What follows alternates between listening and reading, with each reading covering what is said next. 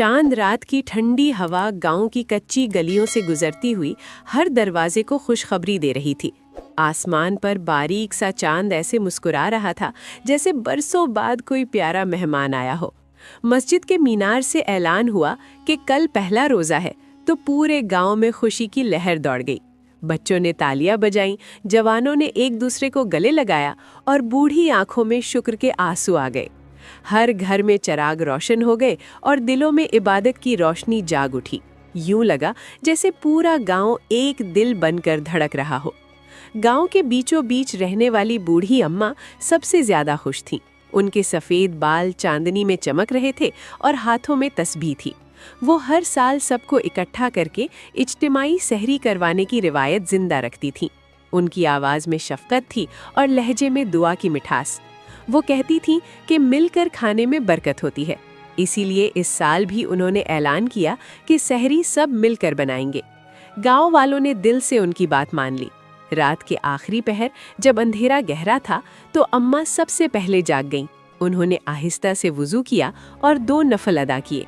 फिर बड़े सहन में चूल्हे जलाने का इंतजाम करने लगीं। कुछ औरतें आटा गूंदने लगीं और कुछ चावल चुनने बैठ गईं। मर्द हजरात लकड़ियां जमा करके आग तेज करने लगे।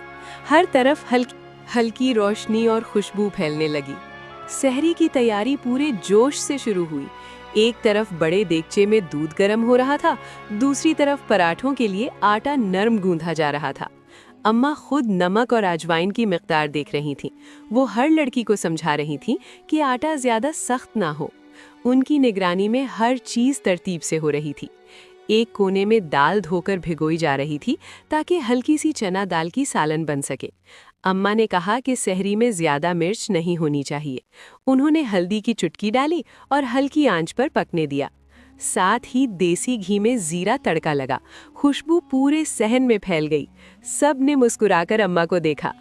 पराठे बनाने का मरहला आया तो अम्मा ने खुद बेलन उठा लिया। वो गोल गोल पेड़े बनाती और हल्के हाथ से बेलती जाती। तवा गर्म था और घी की हल्की सी तह लगाई गई। पराठे सुनहरी होने लगे तो बच्चों के मुंह में पानी आ गया। अम्मा ने कहा, अभी आजान नहीं हुई, सब्र करो। सबने हंसते हुए सर हिला दिया। सहरी के दस्तरखान पर खजूरें, पराठे, दाल, उबला अंडा और दूध रखा गया। अम्मा ने सबको इकट्ठा बैठने को कहा। उन्होंने दुआ की कि या अल्लाह इस गांव को सलामत रख।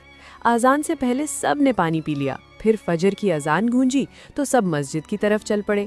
गांव की फिजा नूर से भर गई। फजर की नमाज में मर्द सफ़ों में खड़े थे और दिलों में खुशू था।